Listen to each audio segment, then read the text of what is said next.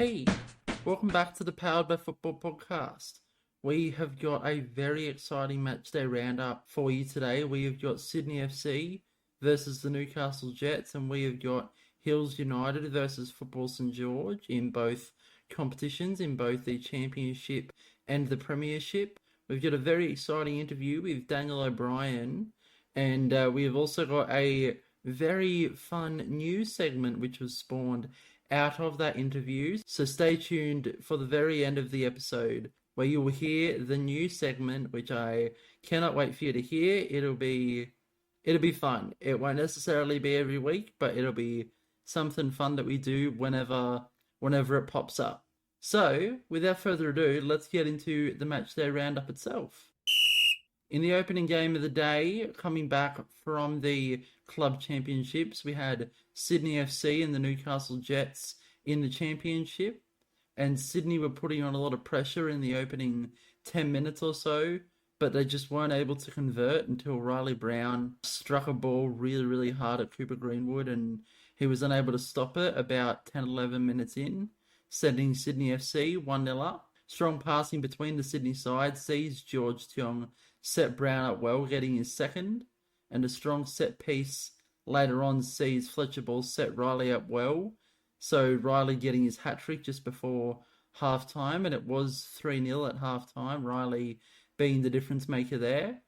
Strong pressure from Sydney FC at the start of the second half sees George Tiong able to send Sydney FC 4-0 up. This pressure continued for Sydney FC, Fletcher Ball setting Riley Brown up well, getting Sydney's fifth, and there was some defensive miscommunication per se from Newcastle, which saw George Tiong pounce, getting his second and Sydney's sixth. And then a final goal from Riley Brown saw Sydney FC go 7-0 up. An incredible result for Sydney FC, but the opening 10 minutes for Newcastle really showed how much they've grown this season, and it'll be really exciting to see how much Newcastle's talent in the Premiership will pass down to this Championship side as the season progresses.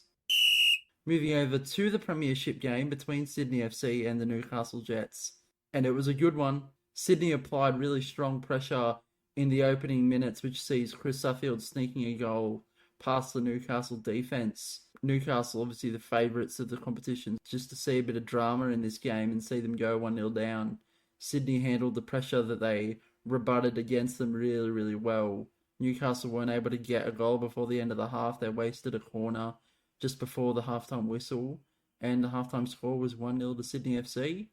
Newcastle held on well in the opening minutes to Sydney FC trying to double their lead.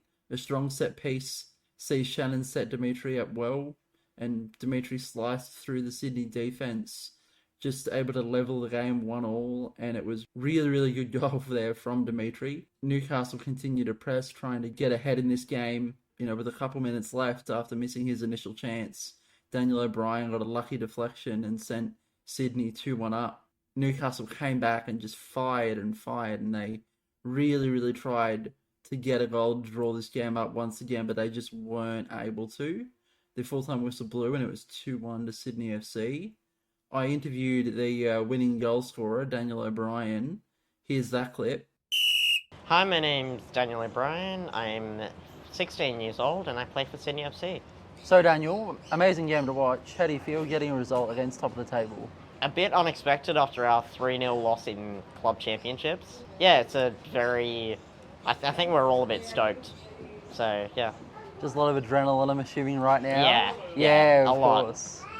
Of course. And, the goal you scored about 3 minutes left or so definitely looked like you did it on purpose, totally. Yeah. I want to ask, how intentional was the goal? Very. Yes, it was very intentional. I think Shannon just moved forward a little bit too far, and I took the opportunity because why not? Yeah? Yeah. And that's the point of the game. Yeah, exactly. I think, you took the chance well just from... a couple inches out, let's be real. Yeah. But yeah, you did really well there. I think it was a lucky chance for you guys, but you pounced on it really well. And that sort of persistence that you showed throughout the game, that the whole team, not just you, how important do you think that was to get this result? Very. I mean, first half we were 100% attacking the entire 20 minutes. That dropped off a little bit in the second half because we're still young children, so we don't really have the energy to go the full 40 minutes, and the Jets are more experienced in that way, and they came on and just kind of pounced on us with that first goal. So anyways, final question, Daniel. Just want to know, like, how do you feel that the momentum of getting fifth at Nationals helped you get this win? Well, we were all a bit flat that we went one down after the previous club championships because we were fourth last time, had some crackers of games against Melbourne, and this time we played Melbourne, and, well, we're going to ignore that result, but I feel like that kind of impacted us. We were kind of gunning for a win now because just to prove to ourselves more than anything that we still had it and we hadn't really stagnated after last club championships. So yeah, I guess we're just kind of gunning for that to prove to ourselves more than anything that we still had that ability and we hadn't really plateaued after last, because it was an incredible last tournament for us. And so yeah, we were kind of a bit flat that we kind of realised, oh crap, we haven't gotten better and everyone else has gotten better. So we've kind of proved to ourselves now that we have gotten better. Yeah. Well, I mean, even when you look at it, I think Sydney, you guys were the second team in that top 5 to not have marquees. Yes. I think every other team besides Brisbane Strikers had a marquee. So really, I think you guys still fought quite well. I think you had a really good comp, and it was really fun to watch you guys, to commentate you guys. So I think it was a really good week for you guys. Is there anything else you'd like to add before we still had the old fart on there. The one who scored your goal at the start of the match? Yeah, he did. Yeah, where's he been up in wing all this time? He did quite well today, Chris. Yeah, 100%. But I know that it's a bit difficult for him to do interviews. I did one with him the first week I did the podcast, and he was like, don't interview me, I'm out of breath all the time. So I was like, okay. And then it worked out, you scoring your goal, that it worked for the theatrics and such. So yeah, anything else you want to add before we wrap up? Shout out to Ryan. Hi, Ryan. Hi, Ryan. If you're listening, hi, Ryan. Hi, Ryan. Well then, do you have anything you want to add for Ryan in particular? That no. You don't have any message? They put up a fight for us, and they came back in that second half. So shout out, well done to them. Moving over to the afternoon games now, we've got Hills versus Football St George, and there was a penalty in the opening minutes of the championship game for Hills, which sees Prayag Sharma convert. A goal kick is pounced upon well by him like minutes later, and he had 2 goals in quick succession. It was 2-0 to the Hills. There would still be some action for this first half when Finn O'Donovan pounced on an open goal, which saw him half the deficit for St George. He was very active in celebration. It was really nice to see for him. And half-time, it was 2-1 to the Hills. St George had some strong chances in the opening minutes of the second half, but nothing was able to come of it. There was a set piece for St George, which saw some friendly fire between the Hills defence. Play was stopped because the 2 Hills defenders did collide at rapid pace. I hope that everyone involved is all right. And there was a corner for Hills in the dying minutes, but Lockie Ninham just sent the ball out for a goal kick. He wasn't able to connect with it properly, and the Hills went away from this game with a 2-1 win over St George. Moving over to the Premiership now, there was a high set piece for the Hills, but Mallows grazed the outside of the post rather than the inside, keeping the score at 0-0. Halfway through the match, Jordan Crane came on for his St George debut, moving from the Newcastle Jets after the club championships. A deflection veers just wide after a fast clearance from the St George keeper in Chris Turnbull. And at half-time, it was 0-0 between Hills United and Football St George. There's a strong chance for the Hills in the start of the second half, which sees the ball pause on the line in a stalemate for 30 seconds or so, just waiting to find a gap, but no one was able to pounce on it or clear it. Pat Nolan pounced on an open net minutes later, though, winning out against Chris Turnbull, sending Hills United 1-0 up.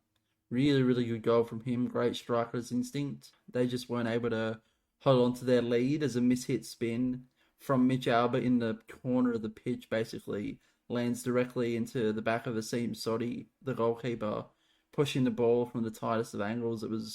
It wasn't intentional from Mitch, but it worked out well enough.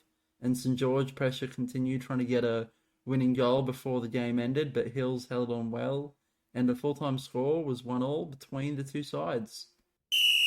Moving over to the table and statistics, and we'll start with the statistics. And the top goal scorer after his 4 goals this week for Sydney FC is Riley Brown. He has 9. Lockie Ninham of Hills United has 7. And third place is a two-way tie between Football St George's Craig Kilby and Sydney FC's George Tiong. In the assist charts, a two-way tie for first between Finn O'Donovan and George Tiong. They both have 3. Second place is a two-way tie between Sydney FC's Fletcher Ball and Hills United's Lockie Ninham.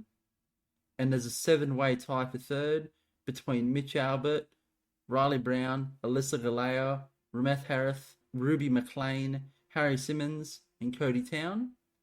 And on the clean sheets, Cody Town leads that with 3 for Sydney FC. And then there's a 6-way tie between Ollie McPhail, Jay Meta, Lockie Ninham, Bailey Pete, Harry Simmons, and Jackson Taylor. Onto the table now, and each team has played 4 games. Sydney FC lead the table with 4 wins, 0 draws, and 0 losses. They have 12 points. Hills United sits second. They have 2 wins, 1 draw, and 1 loss. They have 7 points. The Western Sydney Wanderers sit third. They have 1 win, 2 draws, and 1 loss. They have 5 points. Football St George sit fourth. They have 1 win, 1 draw, and 2 losses. They are on 4 points. And the Newcastle Jets sit last with 0 wins, 0 draws, and 4 losses, sitting on 0 points. Moving over to the Premiership statistics and table, we will start with the statistics here. And the top goal scorers is a 3-way tie between Football St George's Abdullah Karim, the Western Sydney Wanderers' Andy Waite, and Sydney FC's Daniel O'Brien. They all have 5. There's a 2-way tie for second between Jordan Crane, formerly of the Newcastle Jets, now of Football St George, and Dimitri Leolio-Davis of the Newcastle Jets. They both have 4. And third goes to marquee signing Brad Bates of Football St George, who played in the club championships last week. Over to the assist chart now, and there is a 4-way tie for first between Newcastle Jets' Shannon Anlazark, Sydney FC's Fletcher Ball and Josh Ryan, and Football St George's Abdullah Karim, all with 3. There is a 5-way tie for second between Football St George's Mitch Albert, Chris Casares, as well as Newcastle Jets' Dimitri Leolio-Davis and Ryan Sack, as well as the Western Sydney Wanderers' Ben Keat, all on 2. And there is a 7-way tie for third between Hills United's Abby Bolt, Prayag Sharma and Sam Yukatil, as well as the Newcastle Jets' Chris Hastis, Sydney FC's Daniel O'Brien, and the Western Sydney Wanderers' Andy Waite and Steve Webb. Onto the clean sheets chart, and Ryan Sack of the Newcastle Jets has 3 in first, and second is taken up by Joshua Ryan of Sydney FC with 1. Onto the table now, and the Newcastle Jets sit first. They have 3 wins and 1 loss. They're on 9 points. Football St George sits second. They are on 2 wins, 2 draws, and 1 loss, playing an extra game than the Newcastle Jets. They are on 8 points. Sydney FC sit third. They are on 2 wins, 1 draw, and 2 losses, having 7 points. The Western Sydney Wanderers sit fourth. They have 1 win, 2 draws, and 2 losses, with 5 points. And Hills United sit last with 1 win, 1 draw, and 3 losses on 4 points. We will now transition into the end card, and after the end card, you will hear the super special segment that we have for today's episode. So without further ado, let's get into that. You can get involved in power chair football here in New South Wales as an athlete, coach, referee, or volunteer by visiting the New South Wales Power Chair Football Association website, linked in the show notes. Our season takes place in Glenwood at the Valentine Sports Park from the 15th of February 2025 to the 12th of July 2025 every Saturday. Contact info@nswpfa.org.au for more information. Just a quick note that the views of this podcast are mine and mine alone. The opinions and thoughts expressed do not necessarily reflect those of the NSWPFA. If you want to get in touch with the podcast, you can follow us at Powered by Football Pod on Instagram, join our Facebook group, Powered by Football Podcast, or follow our Twitter account, Powered by Pod. Thanks for listening. So, welcome to the aforementioned super secret segment. So, when I interviewed Daniel for this week's Matchday Roundup, we experienced a few funny interventions which happened throughout the interview, which I cut out of the main interview, and I was originally going to just delete them and have them never be heard. But Daniel said to me after we finished the interview, why don't you do a little bloopers part at the end of the episode? So that is what we're doing here. I'm going to be including all of the weird and funny bits that happened in the interview that just happened from time to time. So yeah, without further ado, let's get into it. And you pounced on it, and see ya. See you, Daniel. Good game, mate. Well done. Congrats. Thank you. All right. Bye, George. Bye, George. Bye, George. Bye, George. Bye, George. Bye, George. Bye, George. Bye, George. Bye, George. Bye, George. We are currently recording, but bye, George. Bye, George. That's fine to cut out. That's fine. No, we keep it in. Hi, Ryan. Hi, Ryan. Hi, Ryan. Hi, Ryan. Hi, Ryan. Hi, Ryan. Hi, Ryan. Hi, Ryan. Hi, Ryan. Hi, Ryan. Hi, Ryan. Hi, Ryan. Hi, Ryan. Hi, Ryan. Hi, Hi, Ryan. Ryan. Hi, Hi, Ryan. Ryan. Hi, Ryan. Hi, Ryan. Hi, Ryan. Hi, Ryan. Hi, Ryan. Bye, Bye, D. Bye, D. Bye, D. Bye, D. Bye, Ryan. Bye, Ryan. Bye, D. Bye, D. Okay. This will be fun to edit.